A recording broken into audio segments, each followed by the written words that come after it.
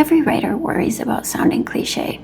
We blame tropes, we cut them out, rewrite scenes, but none of that works because the real problem is something deeper that most authors completely overlook.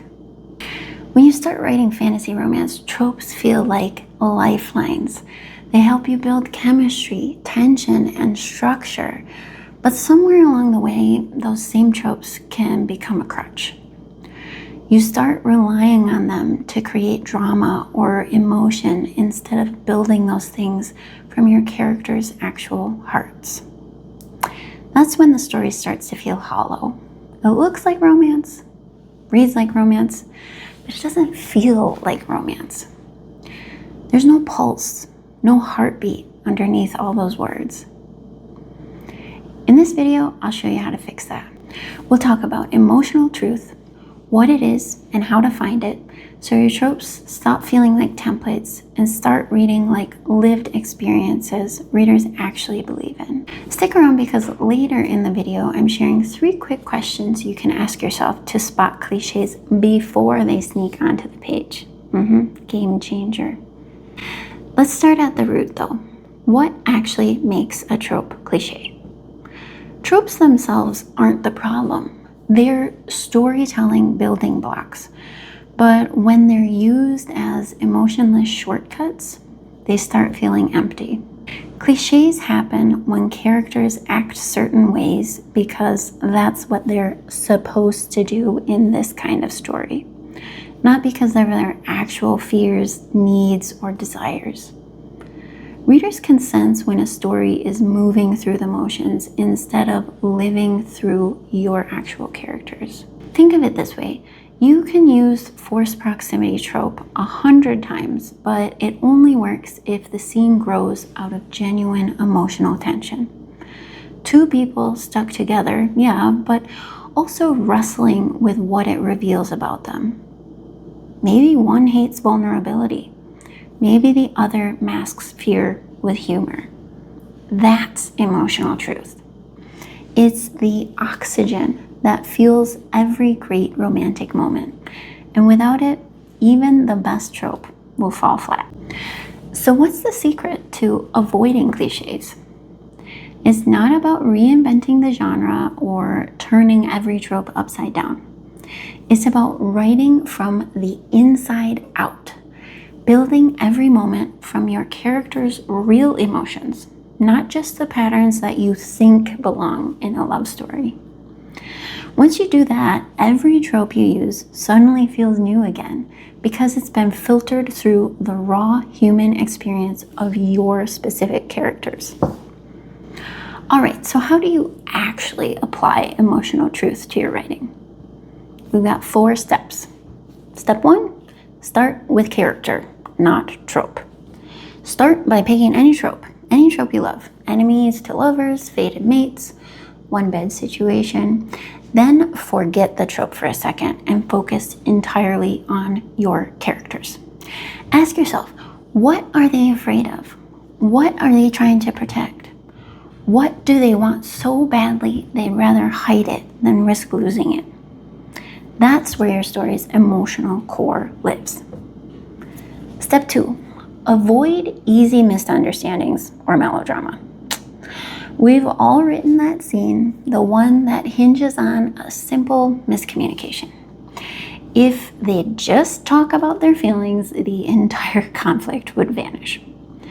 But tension built on convenience isn't emotional, it's mechanical. Sure, it moves your plot forward, but it doesn't deepen your characters or make readers care. Instead, let your conflict come from who they are, not what they forgot to say. Maybe they misunderstood because they're scared. Maybe admitting the truth would cost them control, pride, or safety. That's a misunderstanding with a real emotional weight. Step 3 to writing non-cliched tropes is to let the consequences play out. When an emotional moment happens, let it matter. Don't reset the tension once the scene ends. Let the fallout ripple throughout the story. Whenever your character opens up, lashes out, or takes a risk, something should change. They should lose or gain something, whether that's trust, power, again, safety, control. Without consequence, emotion evaporates. It feels momentary instead of deeply meaningful. So let every choice leave a mark. And step 4, give readers the space to feel it. After these big emotional moments, resist the urge to over-explain. You don't have to spell out every thought or reaction. Let silence, subtext, or even a simple line of dialogue do the heavy lifting. Sometimes an unfinished sentence or a small physical reaction will hit harder than pages and pages of emotional detail. Trust that your readers will feel what you're trying to elicit. All right, let's bring it home with a quick gut check. Those 3 questions I promised at the beginning that are going to help you spot cliches and fix them before they flatten your story.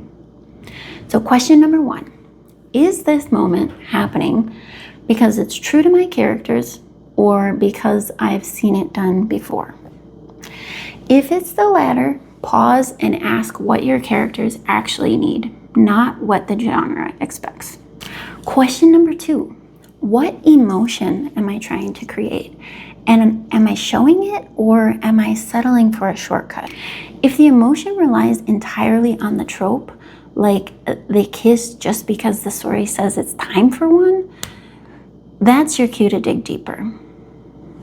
And question number 3, does this scene leave a mark? If nothing changes between the characters, no shift, no risk, no consequence, it might be polished, but it's not alive. You don't need to run emotional diagnostics on every page. Just use these 3 questions to catch the places where your story starts running on autopilot. Because in the end, novelty doesn't come from new tropes. It comes from writing about universal feelings honestly. So now you've got tropes figured out, but what about the rest of your story? If you're still feeling a little unsure about what your romantasy is really about or how all the pieces actually fit together, you're not alone. That is a totally normal place to be, especially when you're just starting out. So if you'd like a bit more support, I'm putting together a 7-day course for overthinking romantasy writers who want to simplify storytelling so they can stop pulling out their hair and actually write their book. If that sounds like you and the kind of support you need, you'll find all the details in the description below. Thank you for hanging out with me and happy writing, my friend.